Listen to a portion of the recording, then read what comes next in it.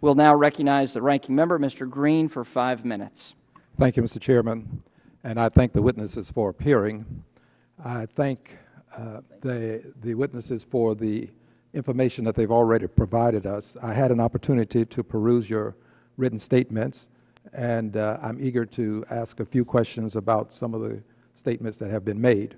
But I do think that each witness has provided us some thoughtful information. With reference to Dodd-Frank, Dodd-Frank provides a better way. Prior to Dodd-Frank, we had, in essence, two means by which we could deal with a systemic crisis, a crisis that involved exigent circumstances.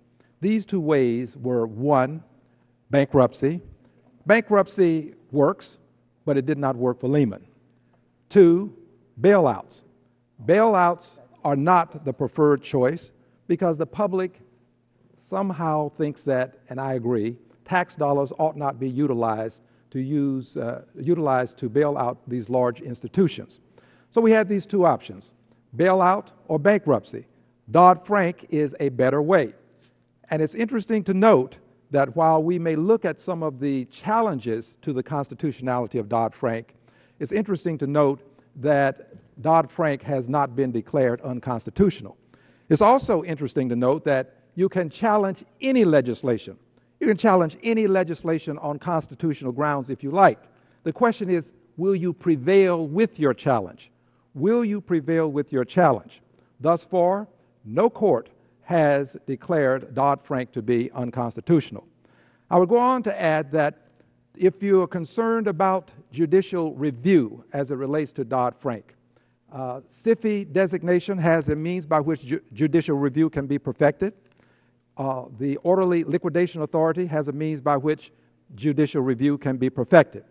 Now, there may be some argument as to whether or not there is enough judicial review or the extent to which judicial review should take place, but Dodd-Frank has codified judicial review in it as it relates to the designation of an entity as a SIFI, as well as when orderly liquidation starts to take place. I believe that Dodd-Frank can be mended. I think there are means by which we can do so. And I would like to see some legislation that purports to amend. I may very well support some amendments, but I don't think we should end it. And much of what I hear seems to be designed to end Dodd-Frank rather than amend Dodd-Frank. Technical corrections are always appropriate when we have sweeping legislation. Technical corrections are in order with Dodd-Frank, and I would support some of the technical adjustments that may be made.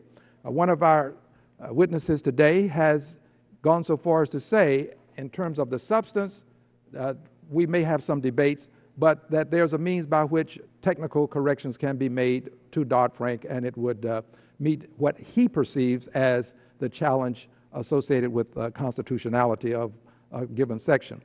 My belief is that we must move forward with Dodd-Frank.